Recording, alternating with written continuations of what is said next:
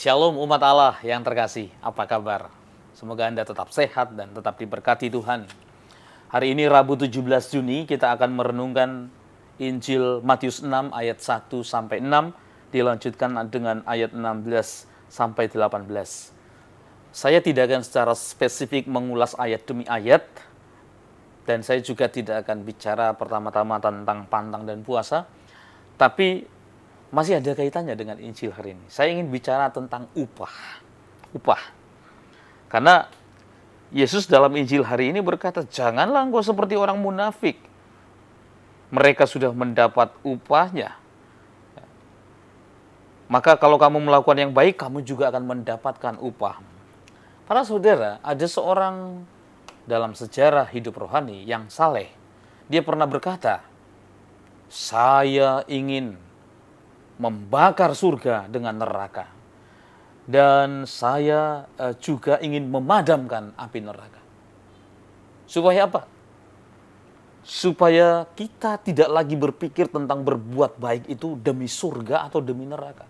Jadi dia ingin menghapuskan tentang tempat surga dan neraka.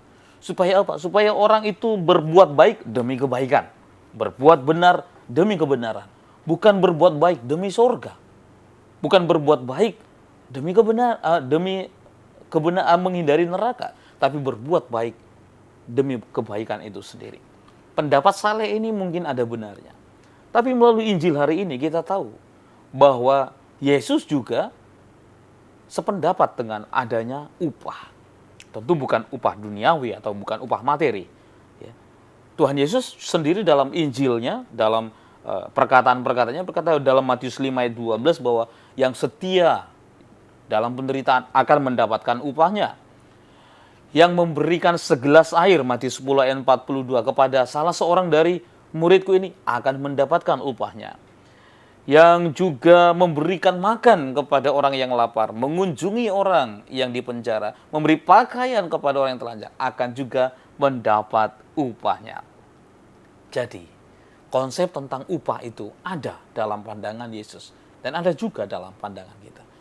Nah, tapi upah yang mau dimaksudkan pertama-tama itu ialah bukan upah duniawi, bukan upah materi.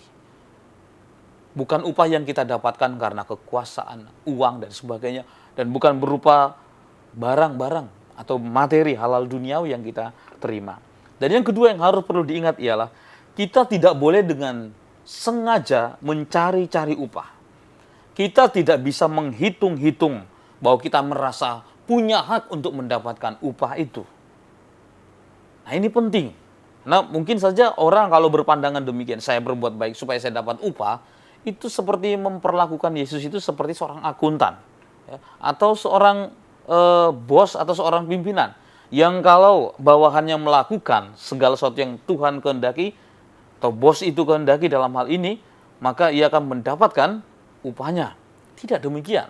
Justru orang yang mencari-cari upah itu, melakukan kebaikan demi mencari upah, mereka tidak akan mendapat bagian itu dalam kerajaan surga. Lalu upah apa yang kita dapatkan para saudara dengan mengikuti Tuhan?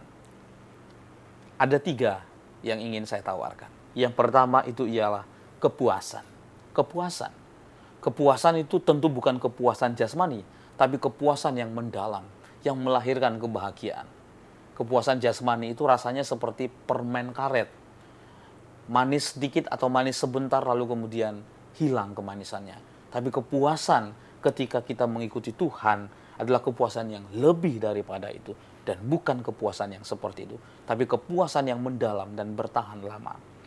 Yang kedua, upah dari mengikuti Yesus, upah melakukan yang baik, upah yang melakukan kebenaran itu ialah makin bertambah tugas yang harus kita kerjakan.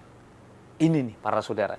Ini yang amat berbeda dengan jalan duniawi. Kalau upah duniawi orang bekerja keras, lalu kemudian ia mendapat hasil, lalu ia bisa bersenang-senang, ia bisa rekreasi, ia bisa mendapatkan balas semua dari semua kerjanya, upahnya dengan bersenang-senang. Ia bisa pergi kemanapun menggunakan upah yang ia terima.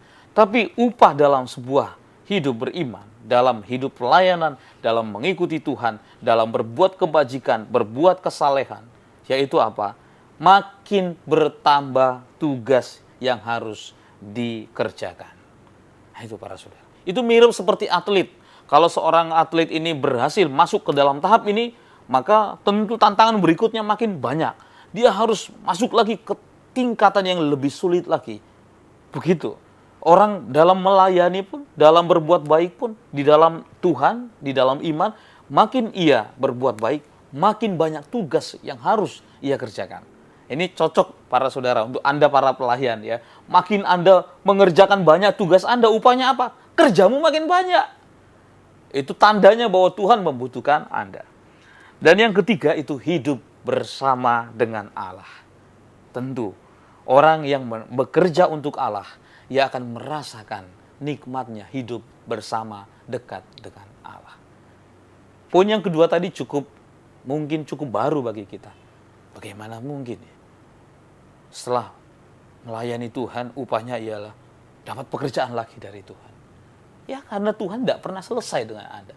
Tuhan tidak pernah selesai dengan kebaikan Anda. Tuhan ingin Anda lebih baik lagi. Tuhan ingin Anda lebih sempurna lagi. Semoga ini menjadi terus permenungan kita dalam kehidupan kita. Tuhan berkati.